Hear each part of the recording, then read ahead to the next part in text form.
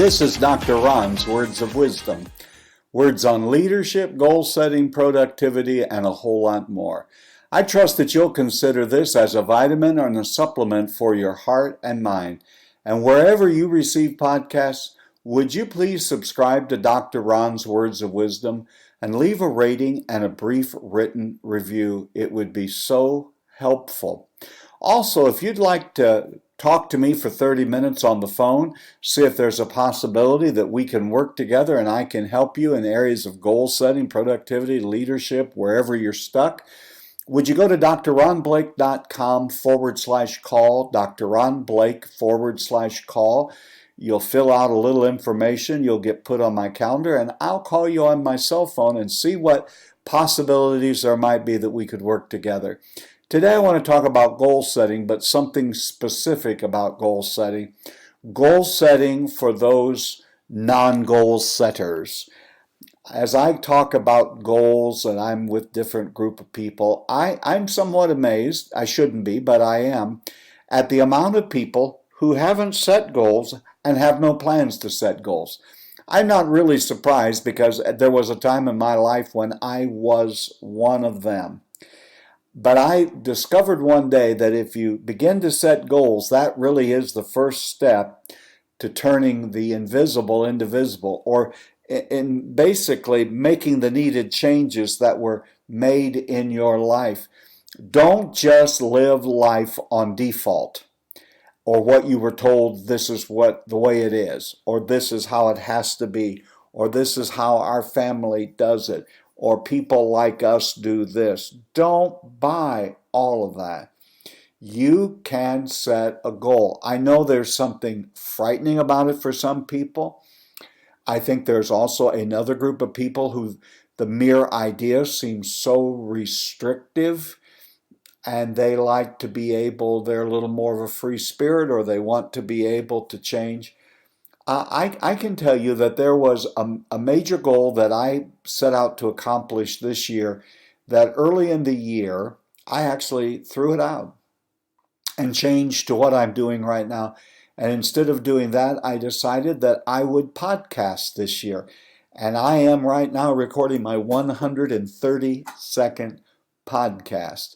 By setting a goal, something that was invisible, something I had no idea how to do, something I had never done, I am now doing it on a fairly regular basis.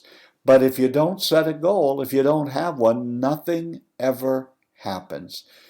So there are lots of reasons. Some of it could be just disposition that we have, or we get weary of people who all they talk about at every party we attend with them is what wonderful, marvelous, enormous goals they have set and how they are achieving them. So let's set our bias against goal setting aside for a moment, and let's talk about you as a non-goal setter, why you really need to set a goal. As I begin this, one of the first things that I have to say, one of the reasons that many folks get discouraged in the area of goal setting and just throw up their hands and quit is they start off with too many goals. I was talking to a person the other day who pulled out a sheet of paper and had 48 or 49 goals they were trying to achieve. It nearly crossed my eyes and I nearly began to perspire and wonder what I would do if I had to try to attempt 49 goals in a year. You have too many. And if you've never set a goal and you're attempting to sit down, write some things out, and set them, I would caution you that at the beginning, as a beginner in the area of goal setting, don't set any more than 3. Another common mistake that non-goal setters make when they begin to attempt to set goals is they stick with just one area of your life. And if you just set goals in one area of your life, it will be very easy and very quickly will become apparent your life will be out of balance. Now, I know that some of you listening, work-life balance is a myth or very difficult. But don't just set all of your goals in one area. Set a goal, a faith goal. Set a family goal. We're going to go on this really wonderful vacation to Disney World this year, whatever it may be. Um, Really, when I got into goal setting, it was my health and weight that became one of the great impetus as I sought to lose weight, and I've lost over 60 pounds and became a person who exercises. Finances is an excellent area to set a goal. If you're in debt, that would be one of those appropriate three goals, perhaps, is to get out of debt or save for your children's college or save for a down payment on a house or start fully funding retirement accounts. Obviously, one of the easiest places and place where we think about goals most often is in our professional and our work life, and there's certainly nothing wrong with that. But you shouldn't have 3 to 4 to 5 goals for work and none for your faith, your family, your health, your finances, relationships. Let them go over some different categories. But if you're new to this, or it's an area that you're not overly comfortable with, then I would say right now, as you're seeking to get your sea legs in the area of goal setting, don't set any more than 3, and don't let the 3 be in one area. Another reason people stumble when it comes to goal setting is the goals are too broad. I want to get healthy. Well, that's good, that's appropriate, but how do you know if you've reached that goal? You need to bring that in. Is it losing weight? Is it getting stronger? Is it building your stamina? Is it getting off certain medicines? Is it cutting certain kinds of food out of your diet?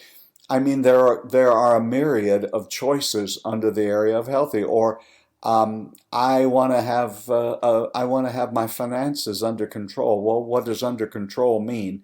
Does it mean getting out of debt? Does it mean starting to keep a budget? Does it mean funding certain kinds of accounts? People fail at goal setting because they don't get specific enough. You have to have a goal. If you can't get anywhere if you don't know where you're going. But so let's bring it down and be specific. And it might be a good time somewhere along here in the podcast for you just to really start thinking about what would be 3 goals that as I go into the next 12 months that I'd like to accomplish, or if that's too long for you, the next 6 months. And be specific. Make them in 3 different areas of your life. How about your faith, your family, your finances, or your health, or your work? It doesn't matter to me which category you choose. Just be specific and work in those areas. The other thing is, even if you say, my goal is to lose 50 pounds in the next 12 months, what I would advise you to do is record what your weight is today, what your desired weight is at the end when you accomplish this goal, then begin to work your way back. What is it going to take to get started? Because this is going to more than likely require some major change and a little bit of commitment on your part. Start with the middle as well. Think about the middle. As you begin to make progress, what will need to happen? Now, I have given myself as an example, and I have for years set weight loss goals that I didn't reach. And so what I did is I studied and read after people and located what are the behaviors that are in people's lives who are living healthy lifestyles. One of those was exercise. One of those was eating. So I began to, and one was some other kinds of things about not living as sedentary a life. So I have a bullet journal that I keep. And in that bullet journal, I said in this particular calendar year, I am going to at least 240 times do 1 hour of cardio, that over 240 days, and 100 days of strength and resistance. And so I was focused on the goal, but I needed to be focused on the action steps. That's what I'm calling both the start and sort of the mid-level area. And so all I had done this year is track those 2 things. Now I have tracked some ways that I eat and what times I eat and some of those kinds of things and the kinds of things I eat. But it's kept me focused so that if I miss a day, I say, okay, I did not do this today, but I've made a commitment to myself that I'm going to do this 240 times. And I write that down, and I document that I have done that, and it's had um, nearly miraculous results. So think where you want to be, work your way back. What are the action steps? There are some other things that I did. I lay out my clothes for the gym. I pack my gym bag the night before. I bring my water. I bring a banana that I eat. I get ready. I put it in the car so that I don't have to get up in the morning and think about it. The decision is already made.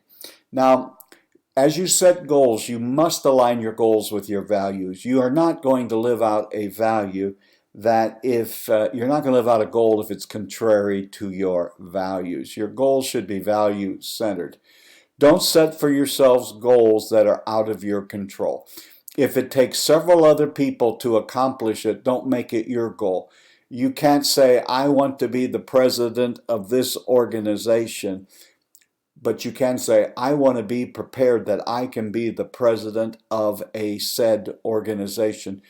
Set the goals for the things that you can control. I can get better. I can learn. I can stretch. I can grow. I can get the particular credentials that are needed for that kind of a position. Many people become discouraged at goal setting in life because they have set for themselves goals that really are not in their control. The third thing that I'm going to say in relationship to goal, the one that is nearly almost magical, and that is write them down. A goal properly set is halfway reached, said Zig Ziglar. Write them down. Write down 3 goals that you want to see accomplished in your life in the next so many days, weeks, months, or even the year. And don't just write them down, stick them in a desk drawer, and never look at them again. Once you write them down, you must read it daily, and I would even say more than once a day, and look at it often. You've got to instill it within your heart, your mind, and your consciousness that this is what I am committed to. This is what I'm committed to. So write your goals down. Read them daily. Read them daily. Look at them often. Another thing that especially I think if you're new to goal setting is find yourself an accountability partner. Not a ridicule partner and not a critic, but somebody who will lovingly hold you accountable. If you say, this week, this is what I'm going to do, you're going to have to report to them. I have 2 great accountability partners. They are not involved in the same kinds of endeavors that I am involved with. I've never met them face to face. One lives in Wisconsin and one lives in California. And every Saturday morning, we talk to each other and we listen to what the week was like and what we got done. And there's some built-in accountability just knowing I'm going to talk to those guys in just a few hours. So a lot of reasons we don't get things done isn't because we don't know how to do it, or we don't have a plan, or even that we don't have a goal. It's we need somebody to hold us accountable. And do not underestimate how important accountability is. There was a time in my life that I didn't pay that much attention to it, but I have become an absolute convert, firm believer. And if you're going to reach your goals, you have to have an accountability partner. Make sure that at least one of your goals is big enough to not just stretch you, but big enough and something important enough that you're willing to give your life for. Don't just make it some little minor something. Set a goal that is big enough that will stretch you. It's almost out of your grasp, but big enough that you will stretch, you will grow, but big enough you'll feel that you can give it's worthy of giving your entire life for. It was Seth Godin who I heard say, everyone has a Mount Everest in their life that they were born to climb. Goal setting will help you to discover what your Mount Everest is. What is that mountain that you were put here on earth to climb and conquer? Set a goal, get prepared, and start climbing. You have been listening to Dr. Ron's Words of Wisdom, words on leadership, goal setting, productivity, and a whole lot more. I trust today this has been like a vitamin or a supplement for your mind and heart. And wherever you receive podcasts, would you please subscribe to Dr. Ron's Words of Wisdom, leave a rating and a brief written review. And hey, if you'd like me to give you a call and talk for 30 minutes to see if there's a possibility of us working together, and if I can help you in the area of leadership, goal setting, productivity, how to beat procrastination, just go to drronblake.com/call, drronblake/call. Fill out the information. You'll get on my calendar, and I will call you on my cell phone, and we'll see if there's some possibilities of us working together. This is Dr. Ron saying, leader, you are doing a whole lot better than you think you are. You are making a difference. And until next time, this is Dr. Ron saying, have a great and blessed day.